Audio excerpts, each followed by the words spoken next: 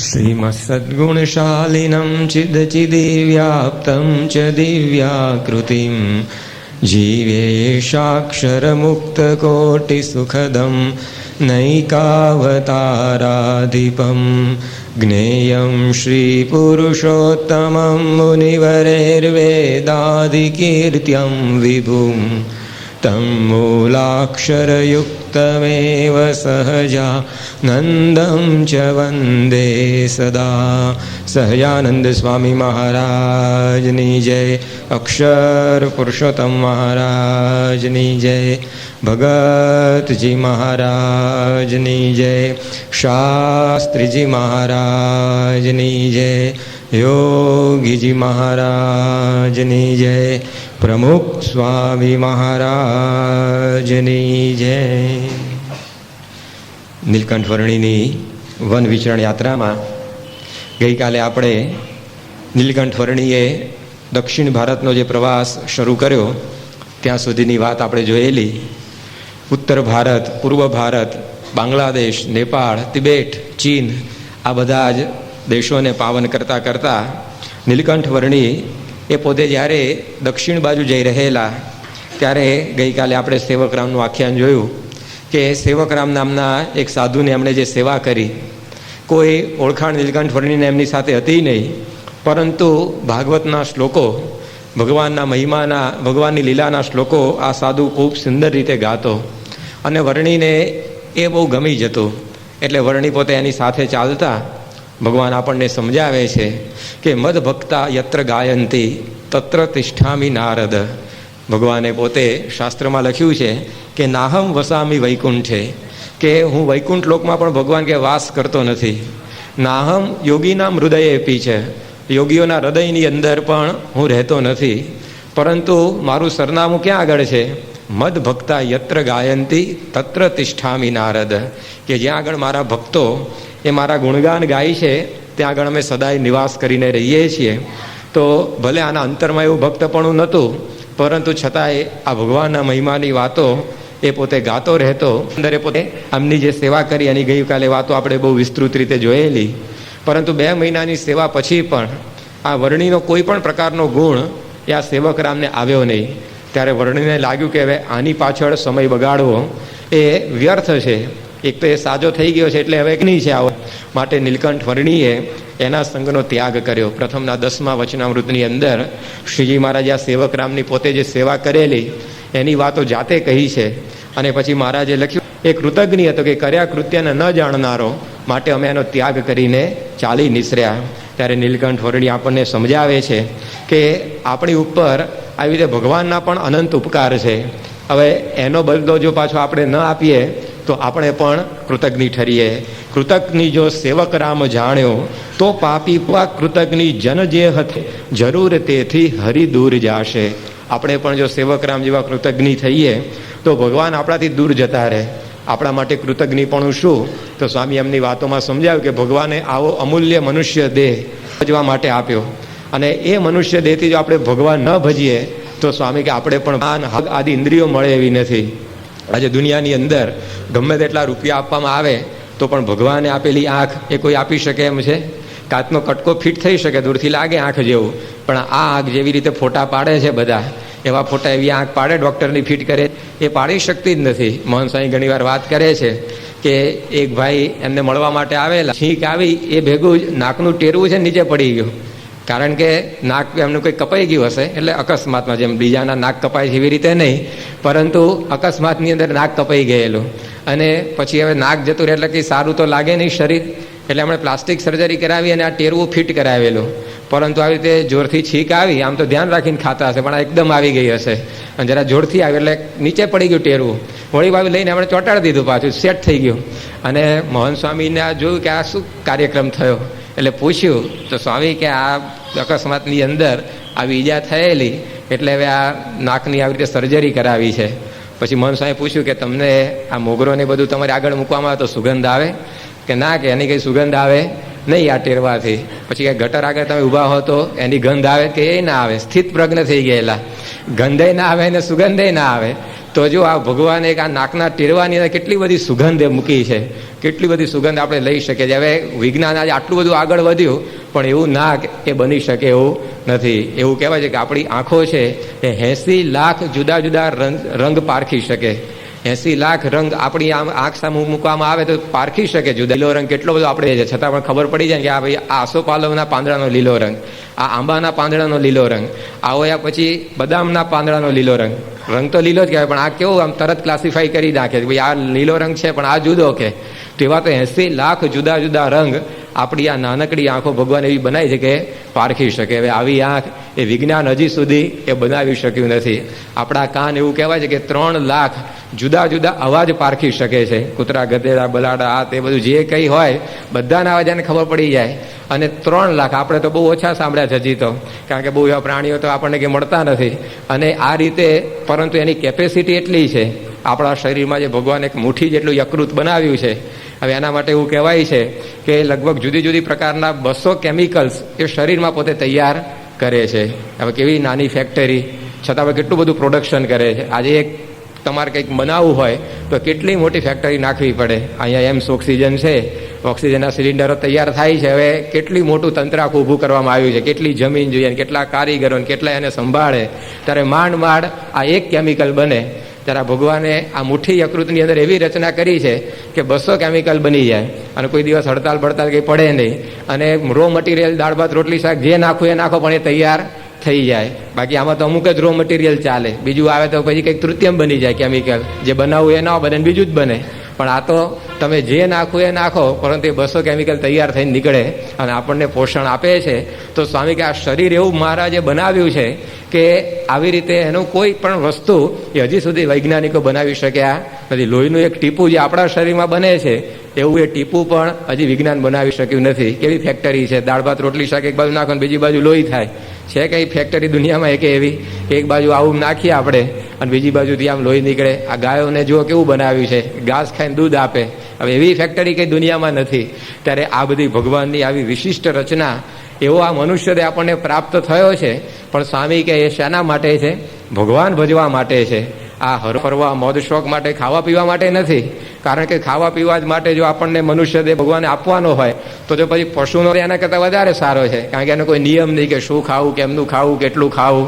અને વળી પાછું એને કેટલી શાંતિ ખાવા માટે. એને કંઈ નોકરી ધંધો કરવો પડે, ગધેડા 9 વાગે ઓફિસ ખોલવી પડે, અથવા તો ભેંસને કંઈક આવી રીતે કોઈક બિઝનેસ શરૂ કરવો પડે.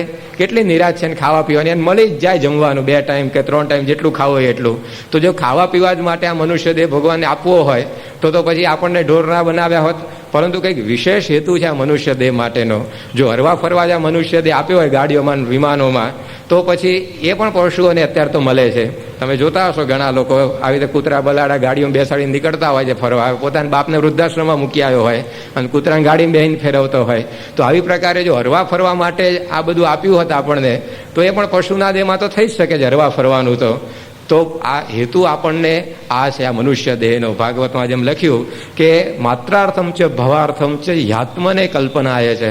ભગવાને આપણને આ જે કંઈ બધી ઇન્દ્રિયો આ મનુષ્યની આપી છે એ શેના માટે છે? ભગવાનને ભજવા માટે, મોક્ષ માટે આ મનુષ્ય દેહ આપ્યો છે. સ્વામી કે એ જો કાર્ય આપણે ના કર્યું તો આપણે કૃતજ્ઞ પણ કહેવાઈએ, ભગવાનના ગુનેગાર એ ઠર્યા કહેવાઈએ. કે આ વસ્તુ આપણને વાપરવા આપી અને આપણે એનો યોગ્ય ઉપયોગ ના કરી શક્યા તો પછી એ મૂર્ખાઈ કહેવાય. જેમ દેવાનંદ સ્વામી લખ્યું કે ભજી લે ભગવાન સાચા સંતને મળીને પછી આગળ લખ્યું કે આવી રીતે ભજ્યો નહીં ભગવાન મૂર્ખ જીવતા મર્યો. જો આ ભગવાન ના ભજ્યા તો પછી દેવાનંદ સ્વામી કે આપણી એ મોટા મોટી મૂર્ખાઈ છે. આ મનુષ્ય દેહ આપ્યો અને એનાથી જો ભગવાન ના ભજી શક્યા, દેવાનંદ સ્વામી કે એના જેવો મૂર્ખો કોઈ નથી. ને આવા મૂર્ખાઓ IAS ઓફિસરો પણ અત્યારે થયા છે કે ગમે તેટલી બુદ્ધિઓ પણ આ ભગવાનના માર્ગમાં ન ચાલી તે મૂર્ખાઈ જ થઈ કહેવાય.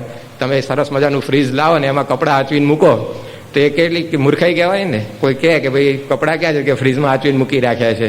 ભાઈ આ ફ્રીજનો ઉપયોગ એ નથી, એ તો કબાટમાં મૂકવાના હોય કપડાં. કબાટમાં શાકભાજીને ફિટ કરીને મૂકી રાખે લોકરમાં. તો કેવો મૂર્ખો કહેવાય કે જે વસ્તુ જેના માટે છે એ માટે એનો ઉપયોગ કર્યો નહીં તો એ આપણને મૂર્ખાઈ લાગે છે. તો આપણે મનુષ્ય દેહનું ઘણીવાર એવું જ કરીએ છીએ. આપ્યો છે ભગવાન ભજવા માટે અને આવી રીતે બીજા બધાની અંદર જ એને વેડફી મારીએ છીએ. માટે સ્વામીએ સમજાવ્યું કે આપણે પણ આ સેવકરામ જેવા થવું નહીં, નહીતર ભગવાન આપણાથી દૂર જતા રહે. આવો મનુષ્ય દેહ મોંઘો આપણને આપ્યો અને એનાથી જો આ ભગવાન ન ભજ્યા તો પછી આપણે પણ આવી મૂર્ખામી કરી કહેવાય, આપણે પણ એવા કૃતજ્ઞ ઠર્યા કહેવાય. સ્વામી ઘણીવાર પેલા રાજાની વાત કરે છે કે ગામની અંદર એક રાજા હતો. રાજાએ પોતાના દરબારની અંદર બધા જ ક્ષેત્રના ટોપ માણસો રાખેલા. જેમ અકબર 9 રત્નો રાખીને બેસતો પોતાના દરબારમાં, એમ આણે પણ એવા બધા ભેગા કરેલા કે સારામાં સારો સંગીતકાર તો એ દરબાર ભરાય ત્યારે ત્યાં આવીને બેસે, બધાને સાલિયાણું આપે, રહેવા માટે મહેલ આપે, અને સરસ પેલો યુનિફોર્મ આપ્યો દરબારમાં આવવા માટેનો, વળી પાછો એને બેઝ આપે કે આની ડેઝિગ્નેશન શું છે. અને આ રીતે સારામાં સારો સંગીતકાર, ચિત્રકાર, પછી પ્રવચનકાર, એ બધા જ એના દરબારમાં આવીને બેસતા. એમાં રાજાને એકવાર વિચાર આવ્યો કે આપણા રાજ્યની અંદર બધી જ પ્રકારના જે રત્નો છે એ આપણા દરબારમાં આપણે ભેગા કર્યા છે, પણ હજી એક ખૂટે છે રત્ન. ત્યારે બધાએ પૂછ્યું શું હવે ખૂટે છે? કે આપણા રાજ્યમાં સૌથી મૂર્ખામાં મૂર્ખો કોણ હશે?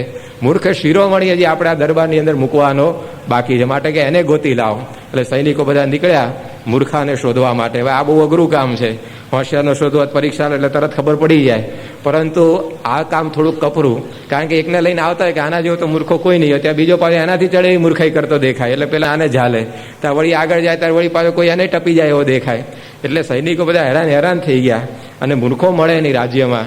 અને એ વખતે પછી જ્યારે પાછા આવતા હતા ત્યારે એક વ્યક્તિ એમણે જોયો, એ ડાળે બેસીને ડાળના પાછો છેડે બેસીને થડમાંથી ડાળને કાપતો હતો. હવે ભેગો જ આવે ને ડાળની સાથે નીચે, એટલે એમને થયું કે આના જેવો તો મૂર્ખો કોઈ નહીં મળે. ઝાડની બાજુ થડ બાજુ બેસીને ડાળ કાપવી જોઈએ તો કંઈક નીચે પેલું ડાળખું પડે ને લઈ લેવાય, પણ આ તો ડાળના છેડે બેઠેલો ડાળ કાપતો તો થડમાંથી. એટલે પછી એ લોકોને લાગ્યું કે આના જેવી તો મૂર્ખાઈ કોઈ નહીં કરે. એને લઈ આવ્યા, રાજાને કહ્યું કે આ જો મૂર્ખ શિરોમણી, રાજ્યમાં મૂર્ખો આ છે. રાજા કે પરીક્ષા કરી, અરે કે ટકોરાબંધ માલ છે, જો ખોટો નીકળે પૈસા પાછા, કે બરાબર આમ ચકાસીને લઈ આવ્યા છે. રાજાએ પછી એને મહેલ આપી દીધો રહેવા માટે, દાસીઓ આપી દીધા, જે કે સગવડ જોઈતી હોય બધી આપી દીધી. પેલો કહે કે પણ મારે કરવાનું શું કે આવી ગયો તો? પણ રાજાએ કહ્યું તારે કાંઈ નહીં કરવાનું, તારે અમારો જ્યારે દરબાર ભરાય ને તારા યુનિફોર્મ પહેરીને આવવાનું, ત્યાં બેસવાનું, અને આ બિલ્લો તાર લગાડી દેવાનો મૂર્ખનો.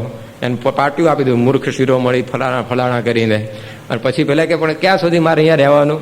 તો કે તને તારાથી વધારે મૂર્ખો કોઈ ના દેખાય ને એ વખતે તારે આ પાટિયું એને પહેરાવી દેવાનું, અને તું ત્યારથી છૂટો. મૂર્ખ કે કાંઈ વાંધો નહીં. અને પછી થોડાક દિવસે પોતે રહ્યો, એની અંદર રાજા પોતે બીમાર પડ્યો, જીવલેણ બીમારી આવી ગઈ, અને અંત સમય જ આવી ગયો, કોઈ આવી રીતે તેનો ક્યોર હતો જ નહીં. અને પછી બધા લોકો વજીરો હોય ને મંત્રી હોય ને બધા એને મળવા છેલ્લે જવા માંડ્યા. ત્યારે આ મૂર્ખો પોતે અગાસીમાં બેઠેલો અને બધાને આવી રીતે જોયા કે એ બધા રાજાને મહેલ બાજુ જાય છે. એને જોયું કે આજે કોઈ સભાનું આયોજન નથી, કોઈ એવી વિશિષ્ટ આવી રીતે રાજાએ કંઈ સભા બોલાવી નથી, બધા કેમ જતા હશે? અને પાછા ડ્રેસ પહેરીને જાય છે દરબારનો, કારણ કે એ તો મારે જવાનું, એટલે મને આમંત્રણ તો આવવું જ જોઈએ ને. પણ કે આ શું હશે? પછી પૂછ્યું કોકને, એટલે કેમ તમે બધા આમ દરબાર તરફ જાઓ છો? કે તને ખબર નથી કે આપણા રાજા છે હવે બસ અંતિમ સ્થિતિમાં આવી ગયા છે અને હવે થોડાક દિવસના મહેમાન છે, એટલે પછી આવ્યો, તૈયાર થઈ, મૂરખનું પાટિયું લગાડ્યું, ડ્રેસ પહેરી લીધો અને બની થઈને ગયો રાજા પાસે. અને રાજાને પૂછ્યું કે રાજા શું થયું તમને?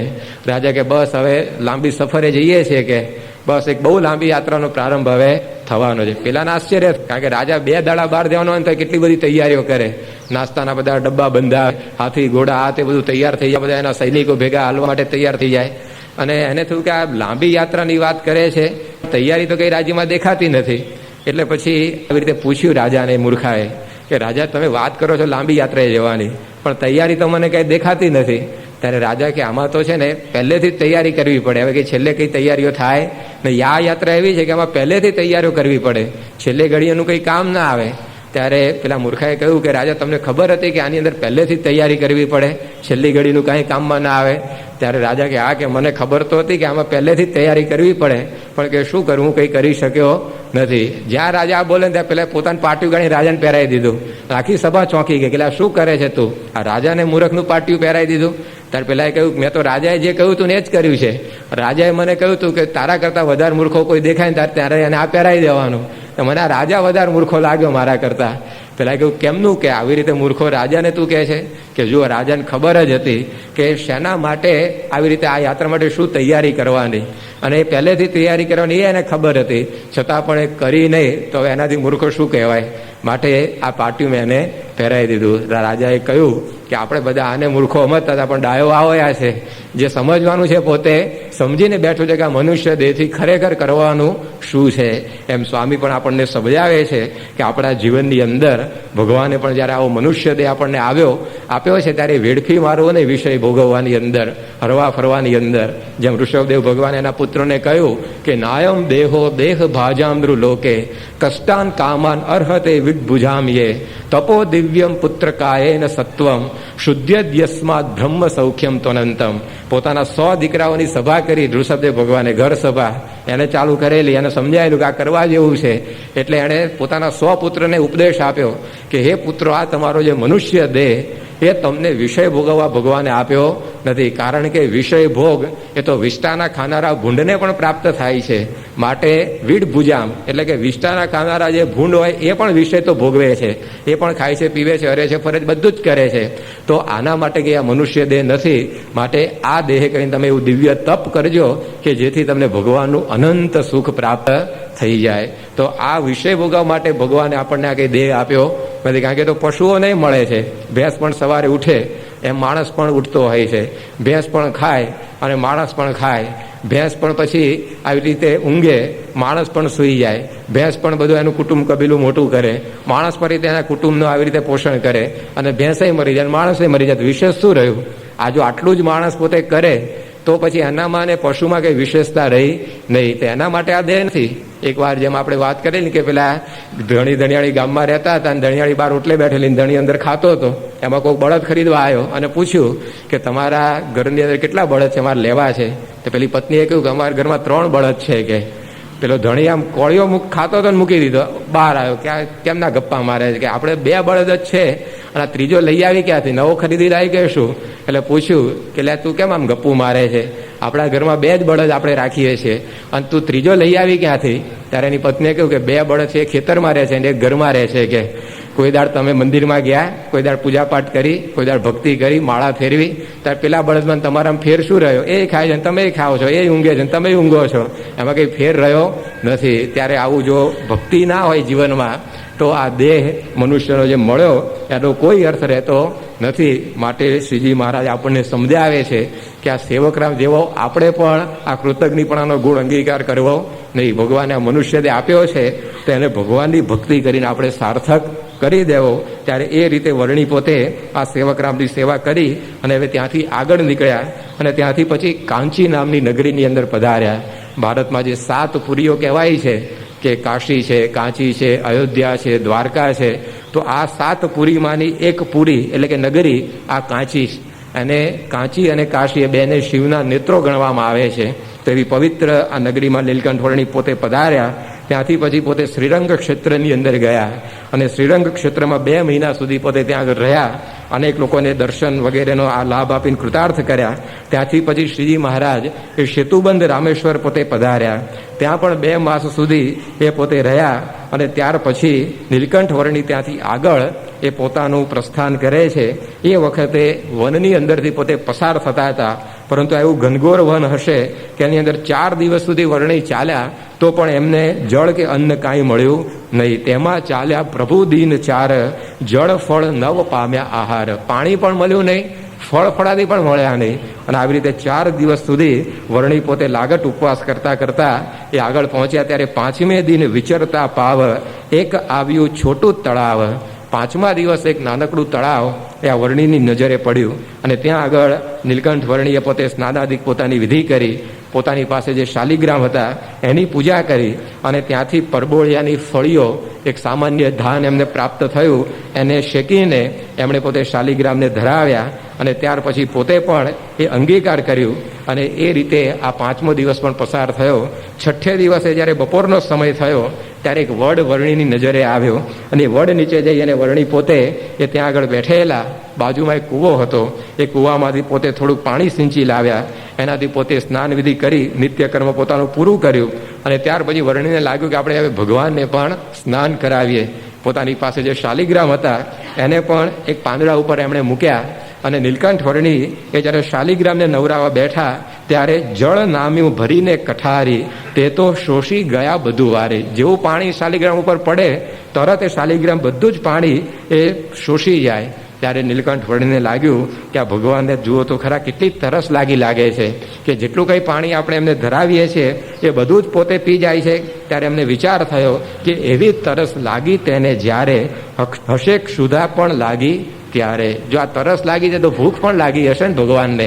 કારણ કે આ પાણી પોતે પી જાય છે બધું, તો એમને આવી રીતે ભૂખ પણ જરૂર લાગી હશે, પરંતુ એ વખતે નૈવેદ્ય ધરાવવા માટે આ નીલકંઠ વર્ણિની પાસે કોઈ જ વસ્તુ હતી નહીં.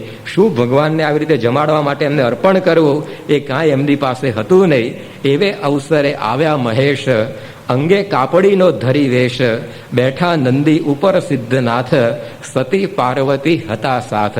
આ જ્યાં વર્ણી પોતે વિચાર કરે છે કે આવી રીતે આ શાલિગ્રામને જમાડવાની પણ અત્યારે જરૂર છે, કારણ કે એમને આવી તરસની સાથે ભૂખ પણ લાગી હશે, અને વિચારતા હતા કે હવે શું એમને જમાડવું. અને એ જ વખતે શિવજી અને પાર્વતી કાપડીનો વેશ ધારણ કરી અને આ વર્ણીની પાસે આવ્યા અને સાથવો અને મીઠું એ વર્ણીને પોતે આપ્યું. કારણ કે વર્ણી કે મિષ્ટાન તો જમે એવા હતા નહીં, એટલે એમને રુચિ એવું પોતે આ લઈ આવેલા અને એ શ્રીજી મહારાજને એમણે અર્પણ કર્યું. નીલકંઠ વર્ણીએ પોતે એ અંગીકાર કરી શાલિગ્રામને પણ ધરાવ્યું. અને એ વખતે આવી રીતે વર્ણીએ પૂછ્યું કે તમે કોણ છો અને આ વનની અંદર એ કેમ ફરો છો?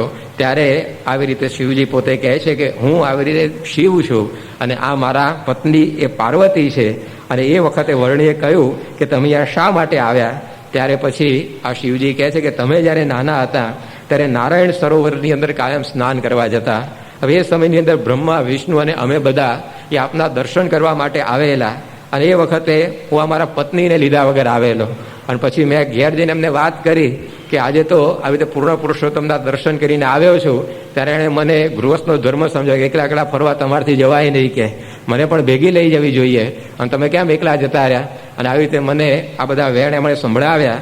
અને એ વખતે નારદજી અમારા ઘરમાં આવ્યા અને એમણે સમજાવ્યું કે અત્યારે દક્ષિણ દેશની અંદર આ ભગવાન પોતે વિચરી રહ્યા છે, ત્યારે આવી રીતે મારા પત્નીને પણ આપના દર્શનનો યોગ થાય એના માટે એમને પણ હું અત્યારે સાથે આ લઈ આવ્યો છું. અને આ રીતે શિવજી અને પાર્વતીજીએ આવીને આ નીલકંઠ વર્ણીની સેવા કરી.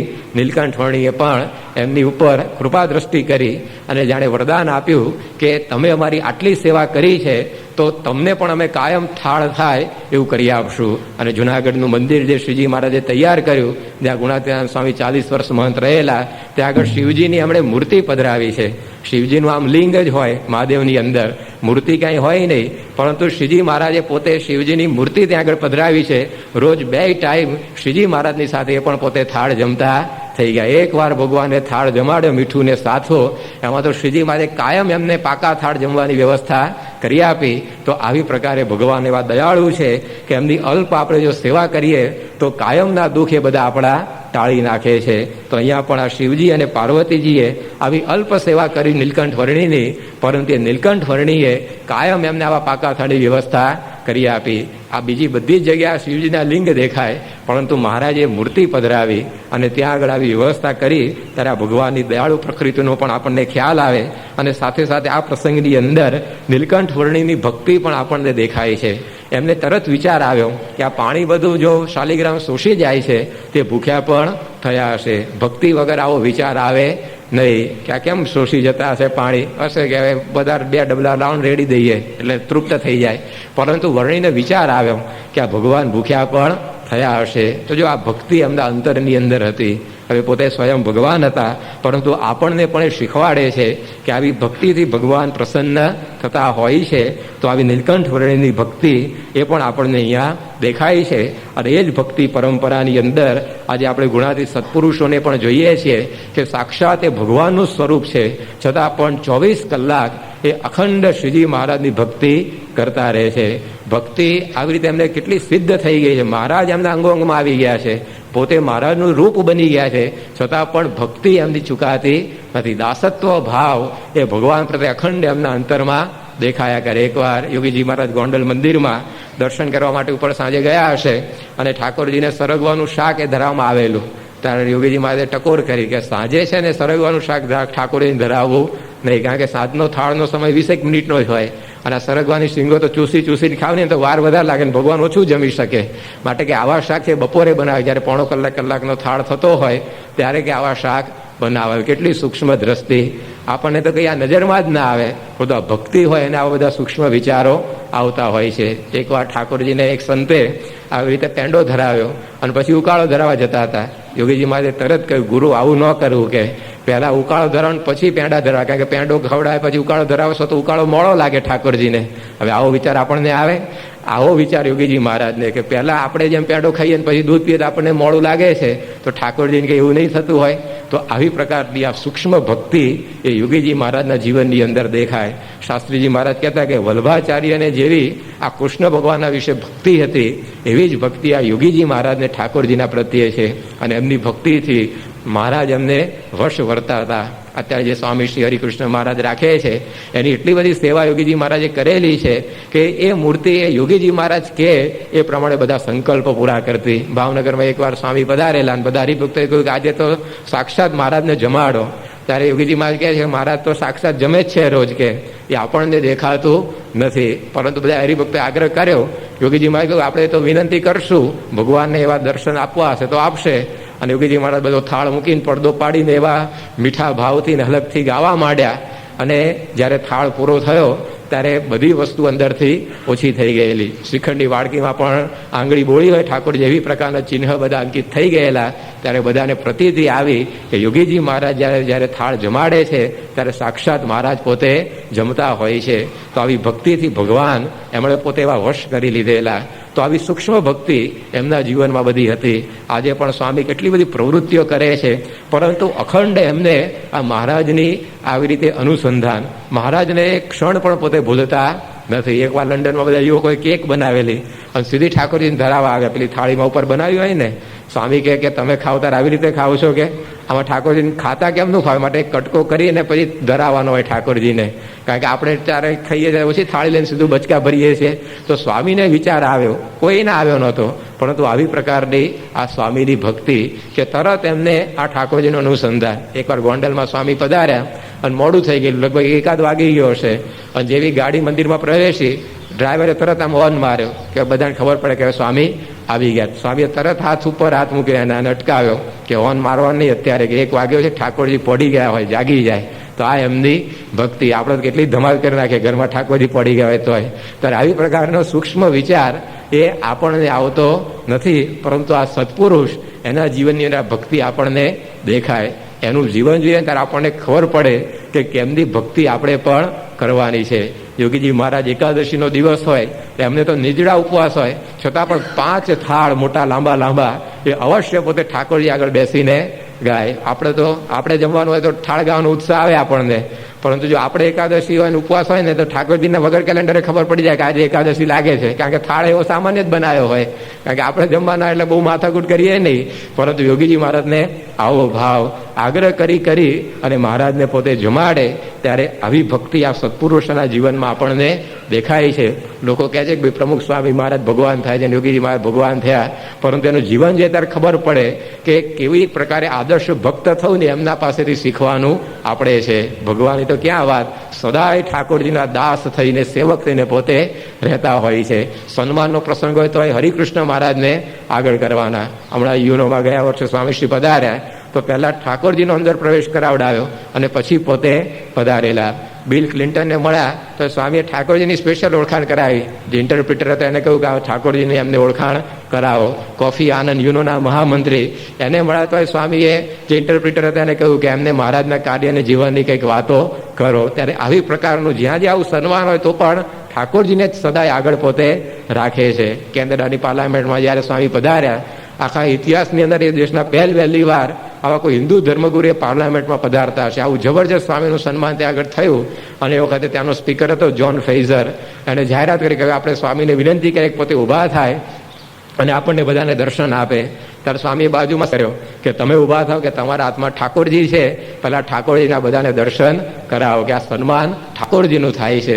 તો આવી ભક્તિ આપણે તો આવું હોય તો અડધી જાહેરાત ઊભા થઈ જઈએ કે ભાઈ જોઈ લો બધા અમને કે, પરંતુ સ્વામીને આમ ઉમળકો જ નહીં. સ્વામીને બધા પ્રસંગોની આ જ ભાવ કે જે કંઈ છે બધું મહારાજના લીધે છે, આપણે તેના દાસ છીએ. તો આવી રીતે આ સ્વામીશ્રી પણ એ પોતે ભક્તિ કરે છે. તો અહીંયા નીલકંઠ વર્ણીએ એ પણ આપણને બતાવ્યું, સાક્ષાત પોતે પૂર્ણ પુરુષોત્તમ હતા, છતાં પણ ભક્તિ કેવી રીતે કરવી જોઈએ એ વર્ણી આપણને શીખવાડે છે. અને ત્યાંથી પછી હવે નીલકંઠ વર્ણી આવી રીતે આ શિવજીની સેવા અંગીકાર કરી અને આગળ જતા હતા. એની અંદર આવી રીતે બધી ઝાડીઓ ઉપર ઝાડીઓ, આ વન ઉપર વન બધા આવતા હતા દક્ષિણ ભારતની અંદર. અને એક સમયે વનની અંદર તે પોતે પસાર થઈ રહેલા, ત્યાં આગળ એમણે એક મોટો સિદ્ધ એક ઝાડ નીચે બેઠેલો જોયો. આ સિદ્ધ એવો હતો, લોકોની અંદર એવી માન્યતા હતી કે આ સિદ્ધ છે ખાલી દૂધ ઉપર જ પોતે ટકે છે, એટલે એનું નામ દૂધાધારી પડી ગયેલું, કે દૂધાધારી બાવો, કે દૂધ ઉપર જ એ પોતે રહે છે, કોઈ દિવસ અન્ન કે ફળ એ કંઈ ખાતો જ નથી. અને આ બાવો પાછો દિશાએ પણ જતો નથી, એટલે કે શૌચ વિધિએ કોઈ દિવસ કરવા જતો નથી. આવી પ્રકારની આ લોકોની અંદર બધી માન્યતા પ્રવર્તતી હતી. અને વસ્તીમાં કોઈ દિવસ આવતો નથી, એ પોતે કાયમ ભોયરાની અંદર જ દટાઈને રહે છે. અને આવી પ્રકારે આ બાવાની બધી પ્રસિદ્ધિ એ આવી રીતે ચારે બાજુ પ્રવર્ત